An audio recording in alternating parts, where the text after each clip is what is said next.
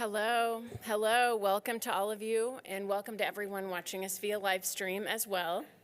My name is Kelly Haley, and I work in the reference department here at the Fayetteville Public Library. I want to thank the University of Arkansas and the Walton Family Foundation for bringing this event to us. Before you leave tonight, we do ask that you fill out one of the little program evaluation forms on the table back there and leave it in that box, because we value your feedback when we're planning our future programs. Really does help a lot. I'm going to go ahead and turn this over to Dr. Tony Jensen, who will be introducing our author tonight. Thank you.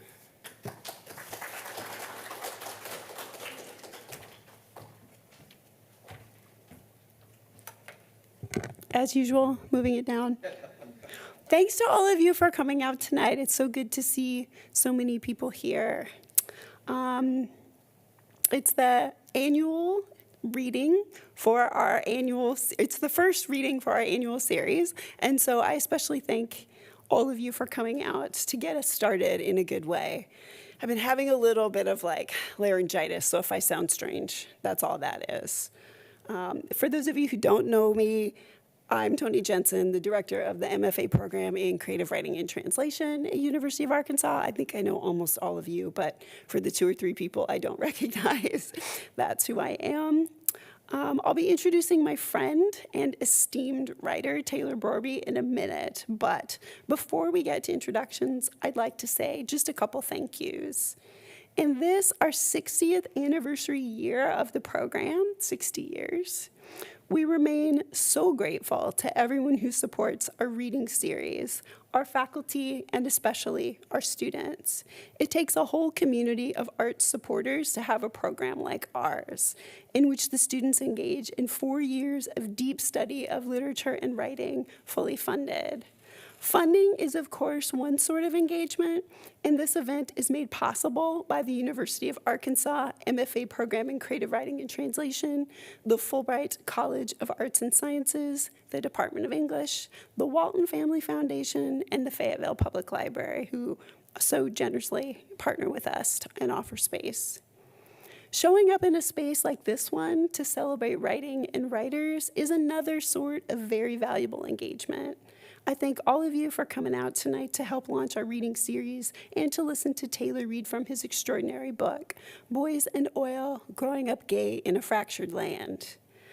I've known Taylor for years now. Barry Lopez, one of my favorite writers and kind of writing mentors when I was younger, introduced us back when Taylor was a book editor, book review editor at Orion Magazine. And Barry said, you young people, I think you ought to meet each other.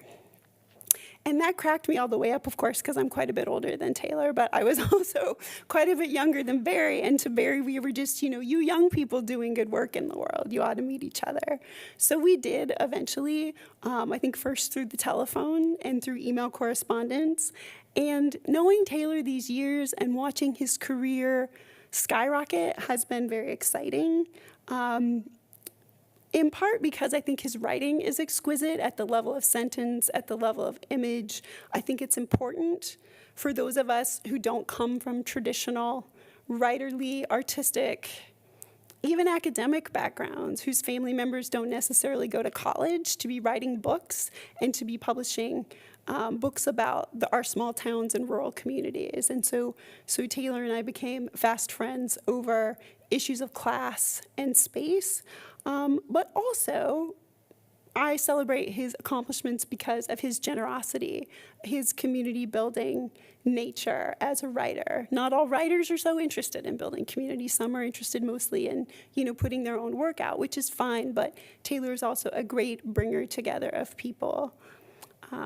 So I would also like to mention that he has other publications other than Boys and Oil, including Disobedience, and he's the co-editor of Fracture, Essays, Poems, and Stories on Fracking in America, which is a really important anthology if you're unfamiliar. His work's been supported by grants and fellowships from the National Book Critics Circle, the MacDowell Colony, the Stone Barn Center for Food and Agriculture, Mesa Refuge, Blue Mountain Center, and the North Dakota Humanities Council. Taylor's work has appeared in the Huffington Post, Orion Magazine, our own Arkansas International, our local magazine, Southern Humanities Review, North Dakota Quarterly, and has appeared in numerous anthologies, and very recently also in The Nation. He's a contributing editor at North American Review and serves on the editorial boards of Terrain.org and Hub City Press. And he teaches writing at University of Alabama in the other four-year MFA program. So please help me in welcoming to the stage my friend Taylor Brorby.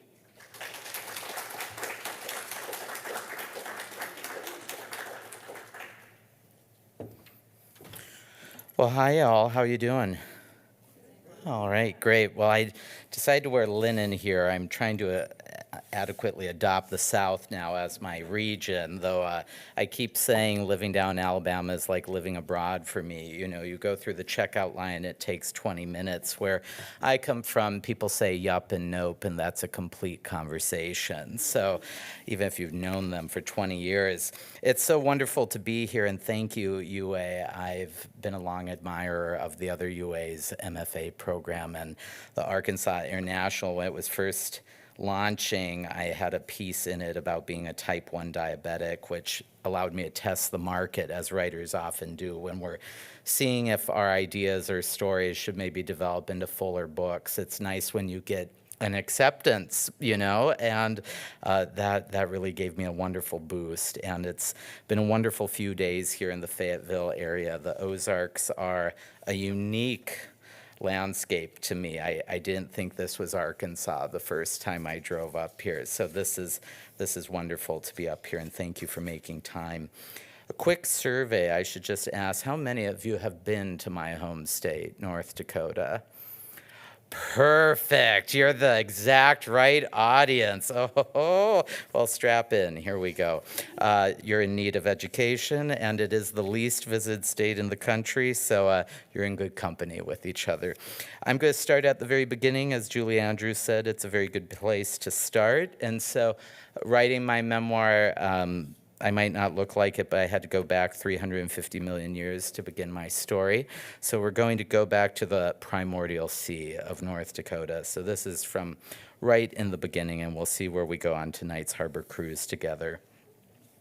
Before it was an ocean of grasses, the prairie was a shallow sea. Salt water sloshed for millennia as rounded grains of quartz sand were swept from the dry land into the surf. When the quartz finally settled down into beds thousands of yards thick, trilobites, those bottom-feeding arthropods, crawled onto the large shelf of sand. Generation after generation of trilobites, a number stretching to near infinity, would die, covered by sediment, sludge, and mud. Weight and time then would transfigure the trilobites into a massive underground sea of gas and oil-rich rock. As the sediment settled, a large delta emerged, swamps, lagoons, meandering rivers, and vast forested floodplains. Trees, expanding 12 feet in diameter and more than 100 feet tall, grew like a prehistoric version of the Everglades. Plants growing in the swamps, lagoons, and marshes perished. They too were submerged underwater.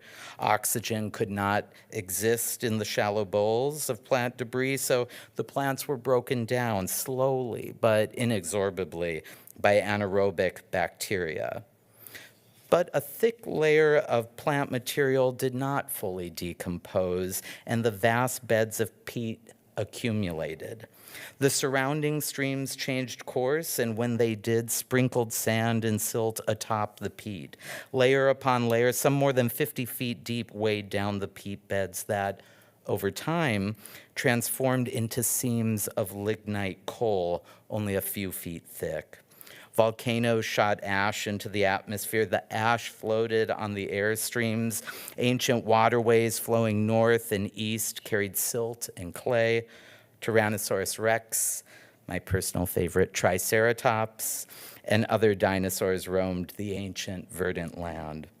When a meteor struck what is now Mexico, the age of dinosaurs abruptly ceased. A blanket of dust and sand covering these creatures' thewy flesh. Ferns wilted and died. The weight of it all pressed the coal and oil down. Then came the great sheets of ice, miles thick from the north. Boulders were picked up like tennis balls and dropped along the way. The middle of what would become the North American continent was bulldozed and reshaped into a vast open plain. So that's my home region. And now I want to take you to the hometown, which you should like. If you grew up in a county with a stoplight, you grew up civilized compared to me. So here we go. Center is a place where people only end up. Socked in south central North Dakota, located in the middle of Oliver County, Center is a stone's throw from the 100th meridian, the rod of aridity that cleaves America between the luscious greens of the east and the mottled browns of the west. My hometown is where great trapeziums of buttes begin to break against the wash of sky. It's the small county seat and the only incorporated town. Center is where farmers begin to get supplanted by ranchers. Fields flow into mines. It's where dust kicks up. Center is an ecotone, a transitory region of change. As the town motto reminds visitors, it's better in Center. There is no stoplight in Center, no grocery store. Such necessities as milk, hot stuffed pizza, and 2-liter bottles of Coke are purchased at the corner stop, the one gas station in the county. When I was small, growing up in a trailer house on the south side of Center, it took me all of 10 minutes to pedal my bike across town to Grandpa and Grandma Brorby's.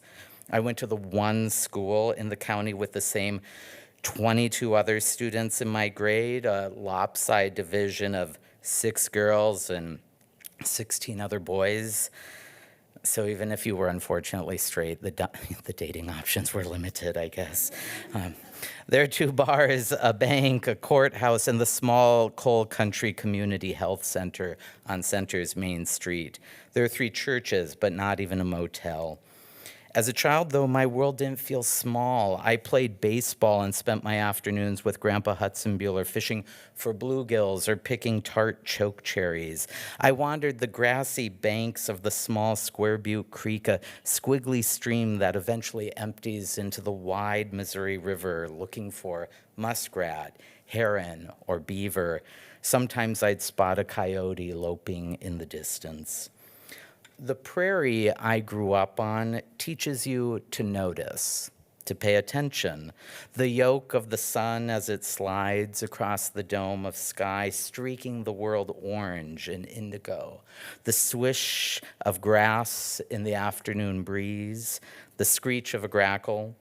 During the golden hour on the prairie, the North Dakota palette reveals the subtle differences between ochre and umber and sienna. And North Dakota can also be biblical in terms of the weather, though I will say the other day driving up here, I hit that rainstorm. Boy, going 15 miles an hour on the interstate, that is a humbling drive for a prairie boy. Anyway, we're back to it. We're back up north. And North Dakota can be biblical in terms of the weather. Hailstones hurl from the sky. Rain floods fields. Tornadoes rip across the hills. Blizzards kill cattle. Heat chars crops. To the west of Center, a large drag line lumbers on as it breaks the soil, ripping lignite coal from underground. The men in Center fill the pews on Sunday and on Monday are back at the mine or the power plant, digging in the ground, heaving coal into large boilers, sending electricity to eastern North Dakota and western Minnesota. The men call Oliver County God's country, a land filled with ringneck pheasants, deer, red-winged blackbirds. It's Eden, it's brimming, it's full of life. But each Monday and every day after, the men stumble into the 2 bars. Their suited hands grip cold beer, warm whiskey. Each year, North Dakota ranks first as the drunkest state in the nation. High schoolers sneak bottles to hidden bonfire parties. Someone shoots off the road, is memorialized by a flowered wreath, and, if they were nice, a crude wooden cross on a cottonwood tree on Highway 25 just before crossing the county line. I'm a very evolved man, I swear, but sometimes I get weepy, so just bear with me. It's okay. It's just, important to talk about some of these things. Drinking is a way to numb the pain, the dissonance, the sound of the dragline, the rumble of the boiler, the blasphemy of the work that lies ahead. The story of North Dakota is then the story of self-destruction. Everything leaves North Dakota full and comes back empty. The only way I've understood my home is by getting out, escaping its crushing weight, watching the destruction now from the outside. In childhood, when I escaped to the hills with my tackle box and drawing paper, I told no friends. I kept it a secret, like a coal burning in my gut. Boys liked playing Smear the Queer, King of the Hill, and Cowboys and Indians. I played too to fit in, hurled my body against other small-boned bodies atop lumpy snow mounds. I was reminded by my father that Brorbys never tap out. But the prairie I escaped to was a supple whirlwind of grass tilting in the wind, a symphony of sage-grouse song. Beaver tails slapped the water. I would cast spoons for northern pike in the Square Butte Creek.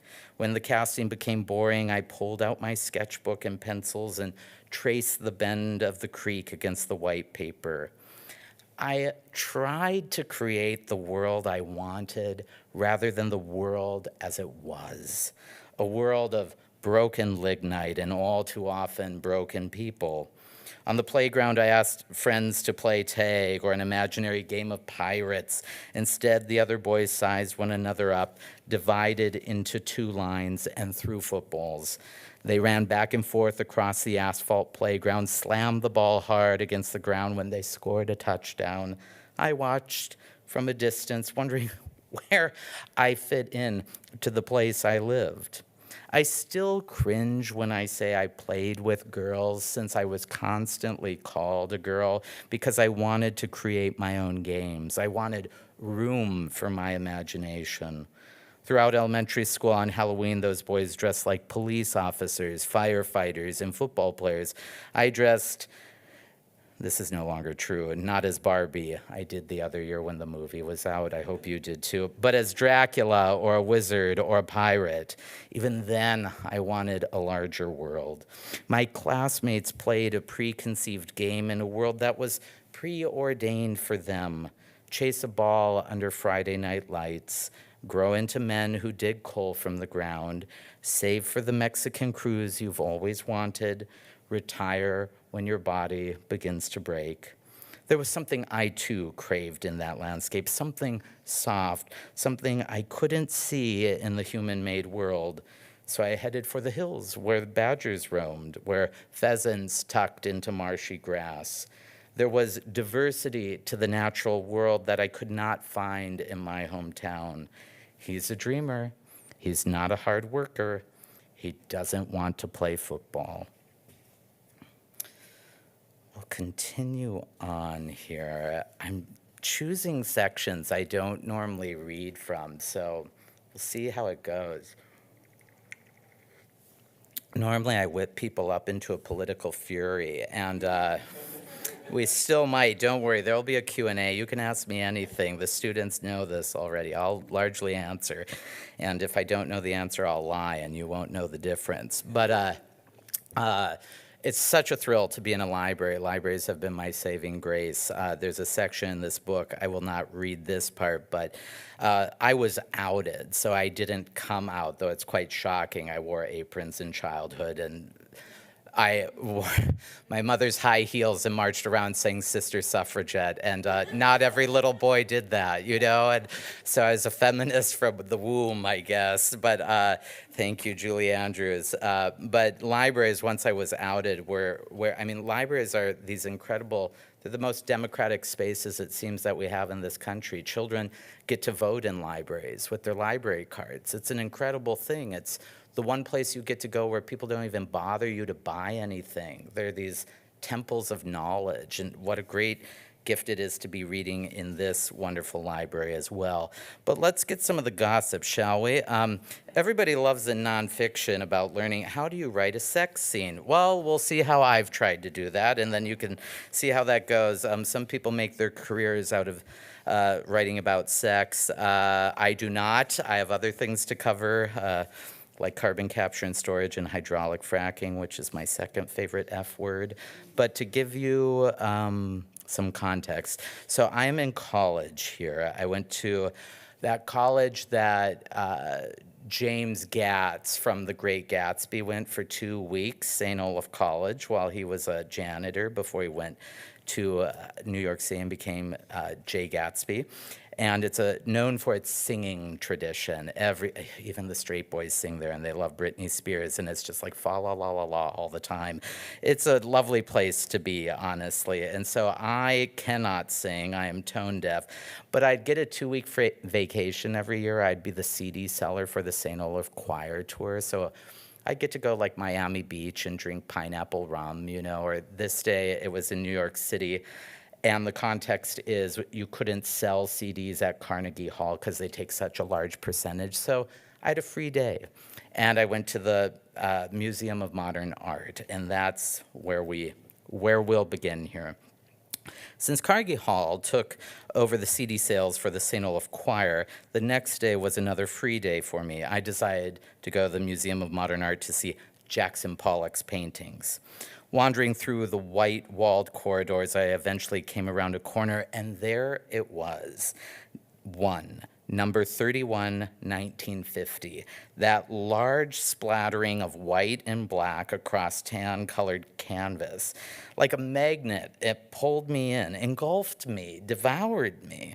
A family quickly left the room when I entered. I was alone with the painting. I sat on a small leather bench and studied Pollock's lines. I had never taken an art history or art appreciation class, but there was something primal Pollock did for me. Was it chaos or order or spontaneity? I didn't know, but I knew I liked it, that I couldn't look away. After a while, a man came into the room, about 5'10", trim, with a contoured blue blazer, white Oxford shirt, its 3 top buttons unfastened, a curly tuft of brown hair around his head, dark, mahogany eyes. He sat down at the opposite end of the bench. I looked over at him, and we smiled. After a few minutes, he rose and walked in front of number 31, 1950, temporarily blocking my view. His pants were tight, and I stared at the outline of his ass. I'm sorry, Tony, I know, this is just so inappropriate. When he reached the end of the painting, kitty corner from me, he looked over his shoulder and smirked. I turned red and looked away. He crossed in front of me and sat back down on the bench, this time straight as a 2x4, content, smiling and looking ahead at the painting, his hands folded in his lap. I wasn't nearly as well dressed as he was, with a large pea coat over camel-colored Oxford shirt, black slacks, and a black, blue, and gold scarf. I had not come to the museum to try to radiate sex appeal. Regardless, I sat up, breathed in, and rose. I walked in front of number 31, 1950, puffed up like a goddamn peacock. When I crossed in front of him and reached the end of the painting, I, like him, looked over my shoulder. He smiled. He rose, came over to me, grabbed my hand, and whispered, "Follow me." Somehow we found a single-person bathroom. When we got in, he locked the door and smiled. Now, I have to tell you, 22-year-olds are the weirdest humans on the planet. So just like, know this is a weird neurotic thing that other 22-year-olds might relate to. At this point, I had taken to carrying a condom in my billfold. I don't know why. I wanted to have sex, but like any repressed gay man from the prairie, I was too shy to find it on my college campus. I didn't dare tell my partner I had never done it before. It was time for me to put my book learning about how to have gay sex to use. Then we started in. When we finished, I said, "Thank you." We washed up and left the bathroom, separately, of course. Suddenly, what Jackson Pollock was doing in all those paintings struck me on a different level. Oh my, what art will do to you, I know. Let's maybe do one more section here. I always think these conversations get good when we can do Q&A here. So I have 4 nephews, all born within 5 years of each other. The last 2, and they all are within a month of each other, their birth dates, which means my sister has a very regular sex life after Thanksgiving, because they all came exactly timed after that. And I thought tryptophan is not really a turn on for most of us, but other people, what life will do to you. My oldest nephew, who's a tank, Logan, how to put it, I'm a very odd uncle to have. My nephews come with me as like research assistants in the Bakken oil boom to like count the flares and things like this. And they usually think I don't have a real job, which, let's be honest, I mean, I love being in academia, but I grew up with a father who worked a graveyard shift and drove an hour each way. This is like living on the moon. It's incredible. You know, it's, I get to sit and live in my imagination most days, unlike most people I share a bloodline with. So the nephews will normally be, "Uncle Taylor, do you even have a job? Like, what do you do?" Well, I just avoid the question, I guess. So at some point, in the context here, this is 2019, I think Logan's 13 here on this trip. And you'll hear about this again. Nerdy Uncle Taylor has to go and do research at the North Dakota Heritage Center in Bismarck. So here we go. Months later, the pickup doors screeched as Logan and I got out to go and visit the North Dakota Heritage Center. Logan, then 13, wore shorts every day, his legs exposed to the ice-tinged wind. The Heritage Center, expanded since I was his age, now welcomed us with large cannonballs, circular formations of mudstones swirled together at the meeting of the Cannonball and Missouri Rivers south of Bismarck. You might remember this location. Just to give you context, this is right around where the protest at Standing Rock happened over the Dakota Access Pipeline. So given where these two rivers meet, there's a certain incredible level of swirling that creates these stones. I can't even wrap my arms around them. They are huge stones. They're incredible. Just to give you, they're not actual cannonballs that you shoot. And a modern glass rectangular entryway. Inside, we gazed at great prehistoric sloths, taller than both of us, baby pteranodon perched atop a wall, a portrait of Sitting Bull slashed in half by the butt of a Winchester rifle, and agates, quartz, and amethyst glinting behind plexiglass. I rolled around the lump in my throat and told myself, not yet, not yet, not yet. I remember, too, coming to the Heritage Center as a child, smelling the same container, and they have this still, of bison shit that everyone thinks won't smell anymore, curling my nose when I opened the lid, inhaling something akin to a boy's locker room. With classmates, I looked at tar paper shack and sod house recreations, the homes of our ancestors. The Mandan, Hidatsa, and Arikara exhibits were shoved in the corner, tucked out of view, which in middle school was how I felt. After an hour or two of wandering, Logan and I left and hopped in his parents' blue Ford truck and drove back to their house. the words came. Buddy, I think you know this already, but I want to tell you something.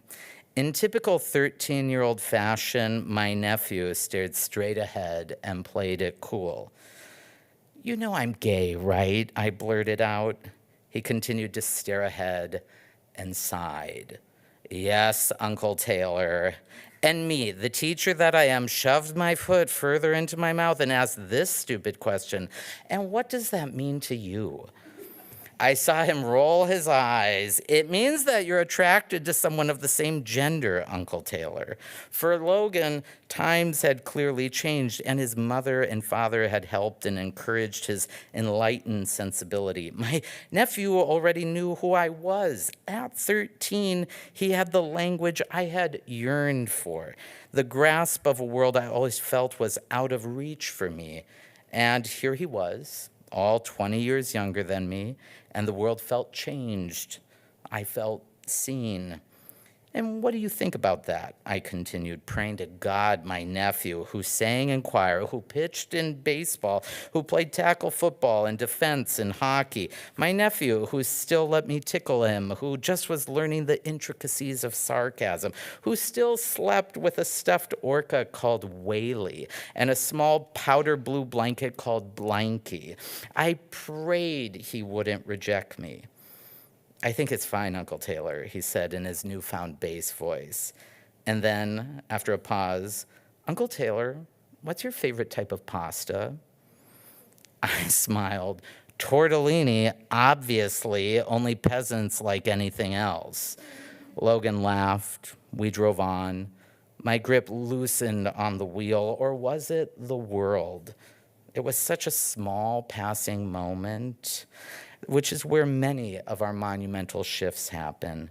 It's not the grand stage, but the quiet kitchen, the silent dining room, the bedrooms, the drives home where gayness, my gayness, reveals itself. Drag shows are spectacles.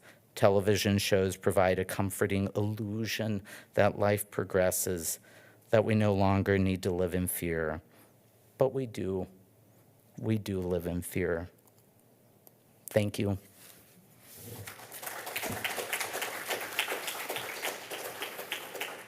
I think we've got time for about 15 minutes of Q&A or Rumble, whatever you want to do. You can ask me anything, really. Some of you have already, but now we're in a library where anything's on the table. And if you speak loudly enough, I'll repeat it back just to make sure I'm understanding. But really, anything you like, this is your time. Mm-hmm. Yeah, please. Hi. Of course. Tony mentioned that you that you value community a lot, and I'm really curious about what it was like to find the writing community for the first time, and how that first finding influences how you create community today. Yeah, so sort of the idea is what finding a writing community has felt like or done for me, or what that means to me. I mean, it's like my friend Terry Tempest Williams says, when you're a writer, you know, you go into a room by yourself and you do this alone thing and you talk to voices or hear voices and bang your head against the wall. But we don't do it alone. You know, we also need other friends, you know, to buoy us up, to encourage us. I mean, Tony is one of my dearest friends that listens to me complain about this, that, and the other, especially around writing, as I do for other friends, too. I think part of it is, and I'm by nature an extrovert, like on the Myers-Briggs, I'm in the 99th percentile of extroversion.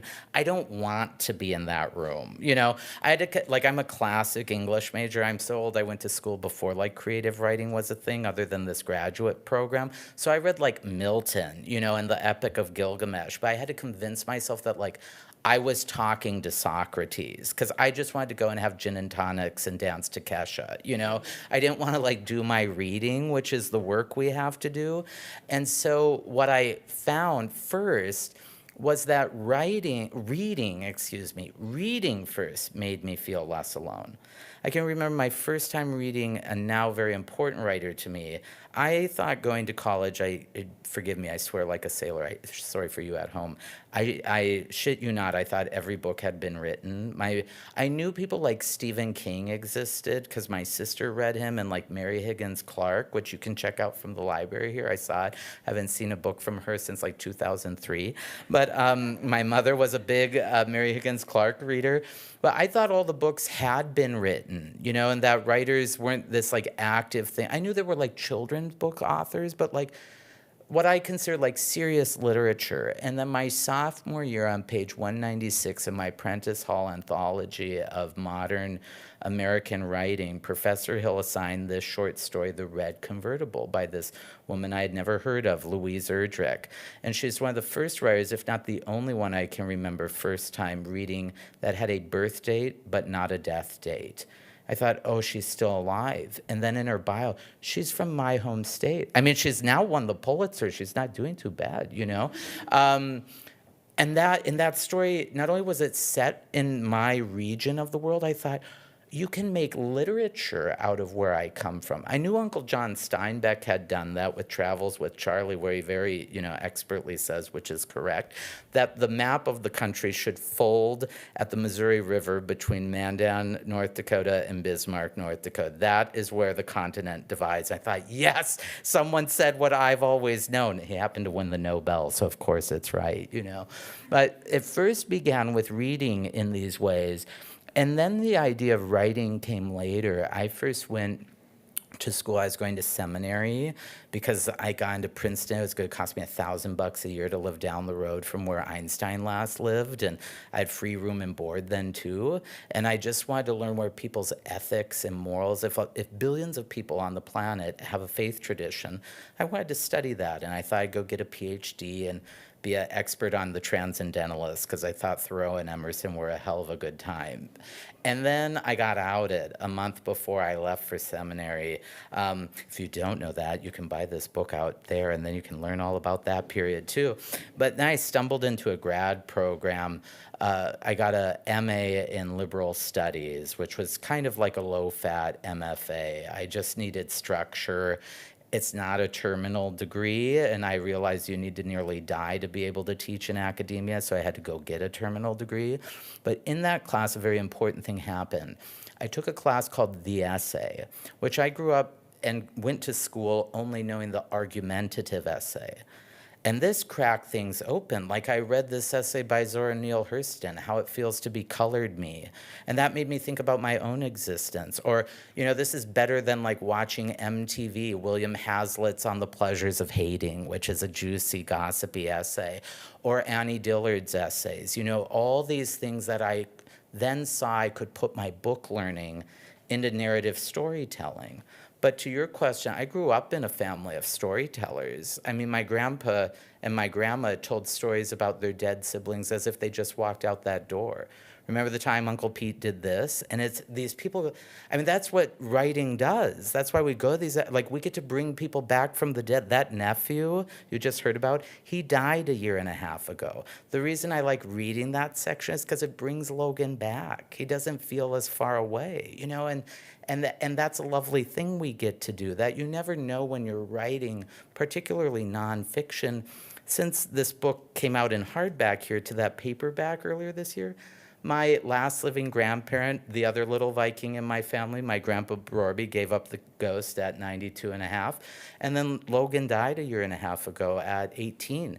And both of them are memorialized in this book. And they look pretty good. Like, isn't it kind of nice to know a 13-year-old is chill with his gay uncle who's weird and has him smell bison shit and stuff? And my grandpa was equally as cool when I came out to him as well. It was just very, it was not this infuriating thing. And so I think my community first came through reading, that I saw other people did that. If Louise can do it, maybe I can do it. Like, she's kind of got a corner on the Native American lit side of North Dakota, but boy, do I have a corner on the gay side of North Dakota. I mean, I want to write other things too, of course.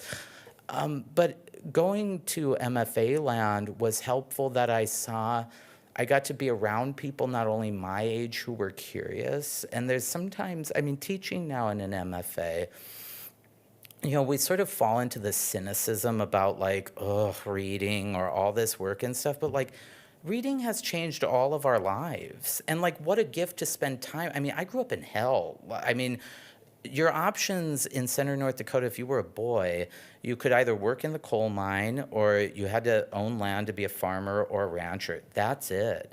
I wanted to be a Disney animator. It turns out they don't live in North Dakota. You have to move down to weird Florida at that time anyway.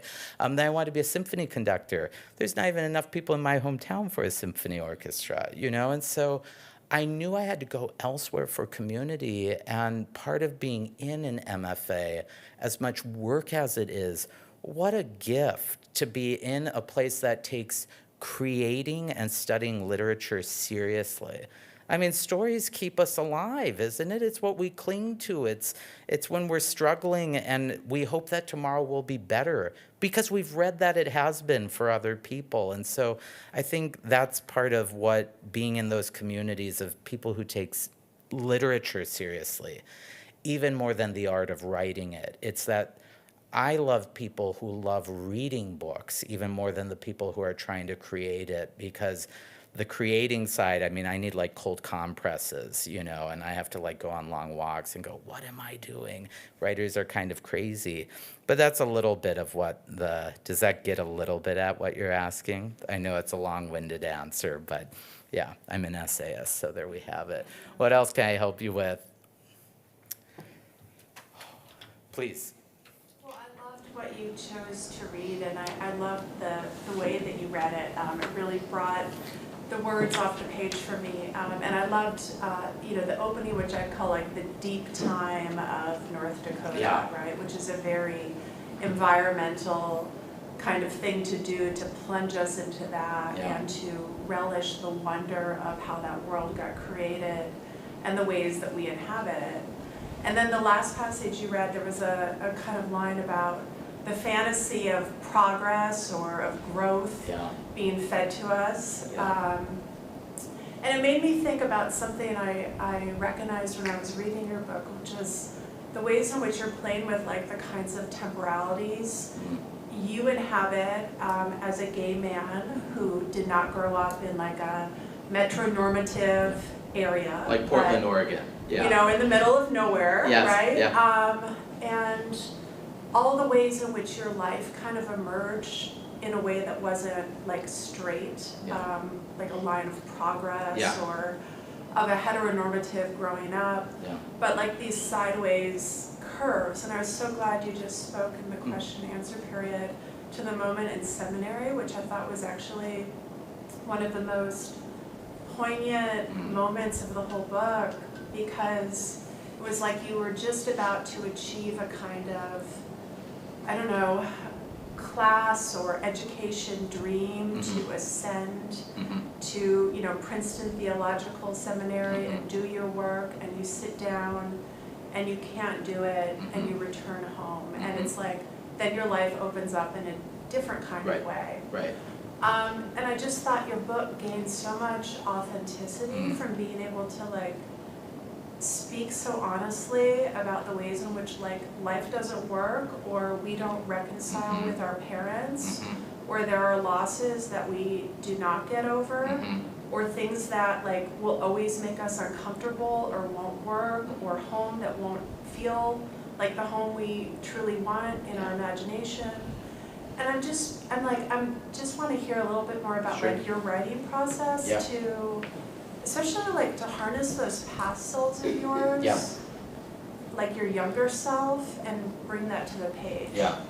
Well, yeah, I mean, you're listening to a very nerdy, odd child. Like the grad students heard yesterday, like I obsessively collected coins from the age of 8 to 13.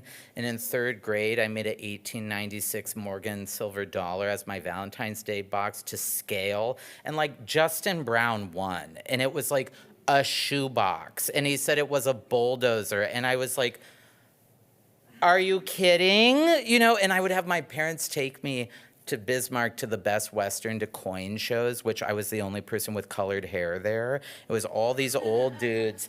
And I would say, you can't come in with me. Like, come back in an hour. This is prior to self. Because I knew if mom and dad came, they'd be like, he has the bank of mom and dad. But when I'm like 8 and I'd committed, like, I needed an 1853 Indian head penny in very fine condition. This is the market value. And I would do like my slow saunter. Like, that Jackson Pollock thing was not my first rodeo of like dancing. And I was just walking, and then they'd like to encourage it. You know, they'd give me deals because I was tiny, you know, and I was like, suckers, you know.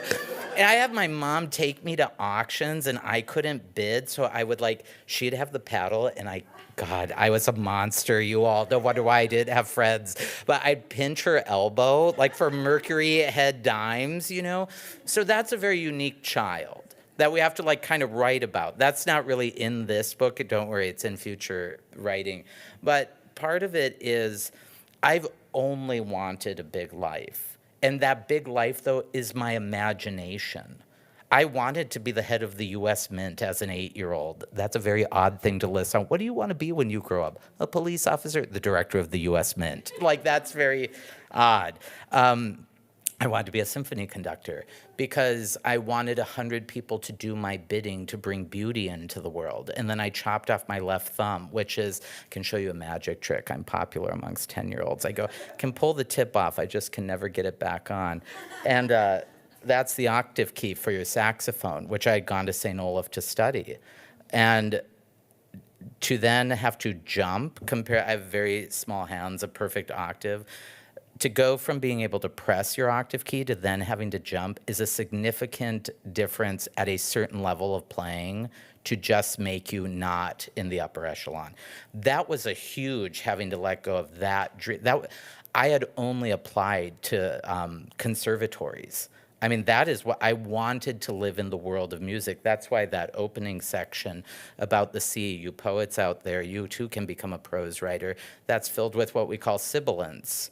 The S sounds, the sloshing sea, the quartz, all of that sweeping into the surf. We love that because it's a watery world. It's auditory in that way. So we can take things from poetry into prose. But that, I think, comes out of my training as a musician. I care about how sentences sound, and they should snap, and they should crackle, they should stop, they should accelerate. And part of coming to writing was such a later in life thing after a lot of other failed attempts. And, it's not the romantic thing we read on Hallmark. When one door closes, another opens. It's like, I'm a little Viking. I've got my battle axes and I'm beating the fucking door down. I just won't give up. It's like, when I got arrested over the Dakota Access Pipeline, I thought putting my body on the line would stop that pipeline. I had done op-eds. I had done the fracking anthology. I was traveling around trying to raise a ruckus in Iowa because sentences do matter. We the people. I still haven't recovered from the Gospel of St. John. In the beginning was the Word, and the Word was God. It's incredible. My sentences have brought me to you. That's incredible. Like, I wanted to be a magician when I was growing up as well. It turns out I became one. It's called a writer. I've gotten so many hundreds of emails from people I've never met who have wept or felt seen, or, whether they're gay or otherwise. One email that haunts me, a straight man who said, "Oh, Mr. Brorby, I'm unfortunately straight." And I thought that was a very funny intro, And he said, when I was in middle school, I was unfortunately blessed with a large body. I wanted to be an oil painter, but my father forced me to play football and be a lineman. And I put down my paintbrushes and I've had knee replacements. And I felt like I related to you so much in your book.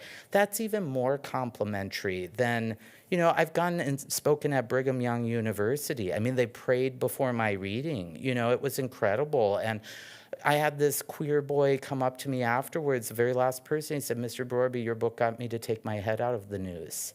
Like, that's magic. Like, that's what we do, And so it's like, in this time when we not only take on the arts, but just even in our own programs, what does it matter? It matters. My book occupies a certain space, and boy, I grew up in hell, and I do think, if I can do it, you can do it. You know, like I grew up in a lake, swimming in a lake that never freezes. I mean, my starting point was way back here in the race of life, you know, and all I've done is really sat down and tried to do my work. And this is the one hobby of mine I haven't given up on.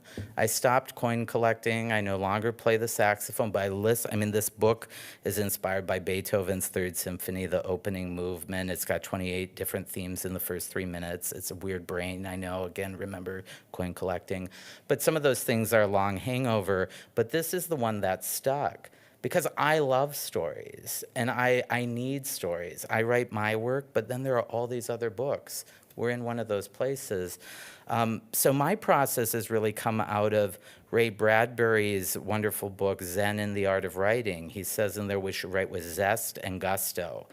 Boy, is that addictive. You know, when I sit down with my yellow legal pads, I lower that bar and I just say it's time to get zesty. You know, and it's just, I think we hear a lot, forgive me, about people who bitch about writing.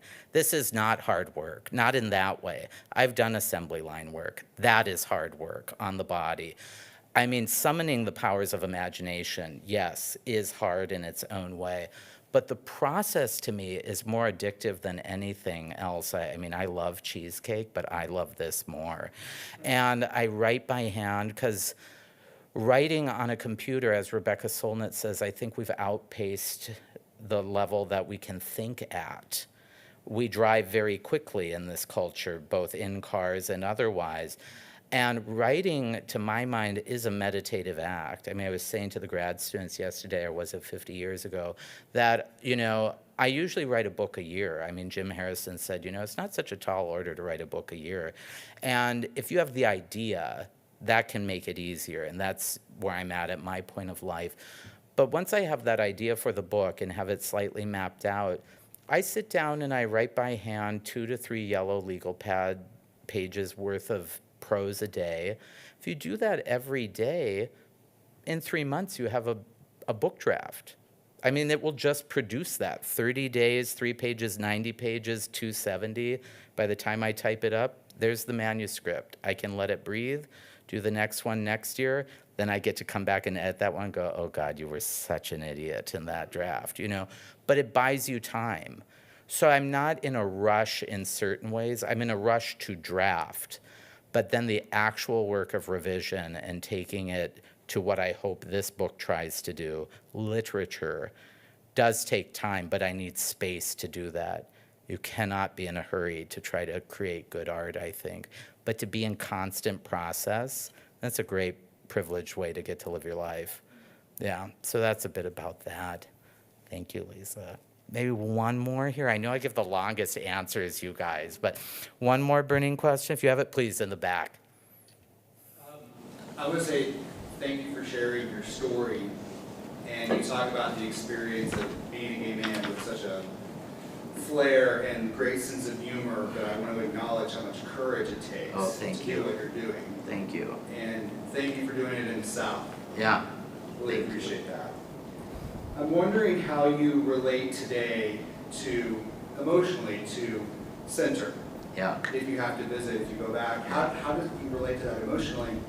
And specifically, do you ever experience guilt for rising above your upbringing? No. Oh, that's an incredible thing. Have I risen above it? It is always great to hear how people, thank you for that. And, the joke, as the students heard me made yesterday, but it's worth repeating. I do have to say the South is the gayest part of the country. I'm wearing this, and I said they wear seersucker suits. And yesterday my joke was, and it's still true, even straight boys will call their fathers daddy, and I was like, it's very confusing down here, And then especially when you come from where I come from, men do not wear shorts above their kneecaps, and much less if they're purple or pink shorts.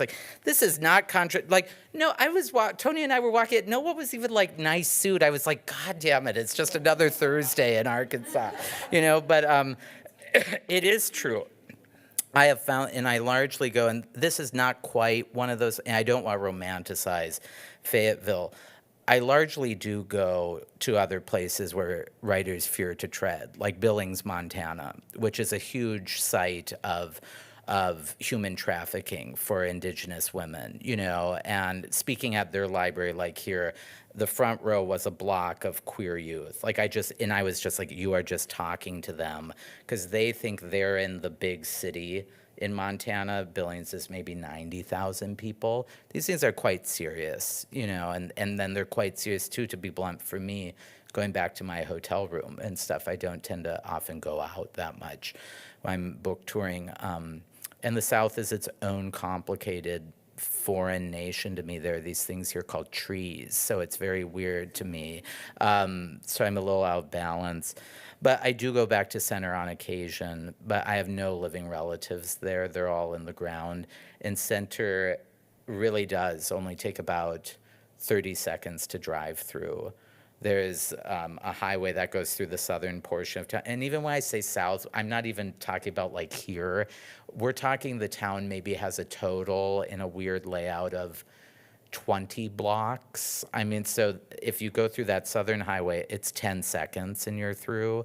If you go the north to south, that maybe takes you 15. And there's that main street that I was talking about. I just think when you come from a place where no one else does, and it's very hard to get out, we're in such a time in modern America where there's a dearth of literature from rural America. And this is one of my great axes to grind with the New York publishing mechanism. Jim Harrison, again, to quote him, the poet who I clearly like, he said, you know, if all the major publishing houses were in Minneapolis, St. Paul, there'd be a fair view of the country. I mean, his joke was always, you know, people in Brooklyn drink spritzers and talk about themselves. I mean, think about being a Brooklyn writer. That's a pretty unfortunate thing. You have to go elsewhere to be interesting. I don't have to go anywhere. I mean, I grew up 9 miles from where Sakakawea met Lewis and Clark, an hour upstream from where George Armstrong Custer last lived before he went west and had the worst day of his life. 150 miles downstream from where Sitting Bull surrendered his rifle. These are huge events in our country's history, and they need to be reckoned with and written about. And we don't necessarily need parachute journalism. And so I think there's a way where when you come from places that don't overtly produce writers, think about Dorothy Allison, her great books, Bastard Out of Carolina or Trash. Class, I mean, part of to get my privileged job at UA, I had to work my ass off, you know, and there were close calls about leaving academe and stuff. And when you don't come from family wealth, where there's not a safety net, boy, do you try to swing wide as often as possible and go for it, because there is no backup plan. You know, I was either going to become a professor or I was going to work at a food co-op in the Twin Cities, which is fine. But that's not the life I want, because I knew what I need is time. That is the precious commodity to be an artist. That is where privilege comes in. You need time to think, to make mistakes, to take risks. And in a culture that wants to grind us down, to your point of, center, that is what I watch people get whittled down. I grew up with like a type of postmodern volcano. It's called Minn Kota power. I grew up swimming in a lake in North Dakota that never freezes. All lakes in North Dakota should freeze. The reason it doesn't is that the water from that reservoir is used to cool down the coal-fired turbine engines of the power plant where my mother worked. In January, when it's 20 below, you and I could sit in it. It's bathtub warm. But even in our recreation, so you'd go fishing there, you'd go water skiing there. Hole number 1 of the Square Butte Creek Golf Course in my county, you tee up towards that power plant. It is like the Polaris out of what my world revolved around, and it crushed people. Every other house in that small town has had cancer, but they can't speak out against that, of course, because this is what industrial capitalism does. It makes us irrelevant, and it kills us. And we can't speak against the one way of earning a living because it's the one way of earning a living. And when that goes away, where do we move? Do we move? What happens? I mean, you heard there's hardly a grocery store there. I am much more interested, though, in a writer of, being like, I'm not pulling the ladder up. there are other people. I mean, I can't like name another famous piece of queer literature from the American West. Annie Proulx's short story, Brokeback Mountain. That's it. That's a huge region where we need literature. I am not a monolith. We need transgender stories. We need stories from Black people living in the American West. You know, it's part of it is I hope this book does a widening act to sort of let other people dream and say, well, that's not quite my experience. Good. We need more books in that conversation, and I'd say we need that in a lot more spaces in America, because I'm not seeing a lot of stories that seem indicative of my upbringing, of people who have been put in precarious situations, and that is the stuff of literature as Shakespeare taught us. I mean, if you look at most of those historical plays by Shakespeare, they all can be reduced to minor scales in rural America, and we've got them there. So that's a bit about what I'm thinking after your question, but thank you for that. All right, you all, I'm going to take a breath. You can come out there. I'll scribble in your books if you want them, but again, hell of a good time. Thank you for coming out tonight. I hope you had a good one.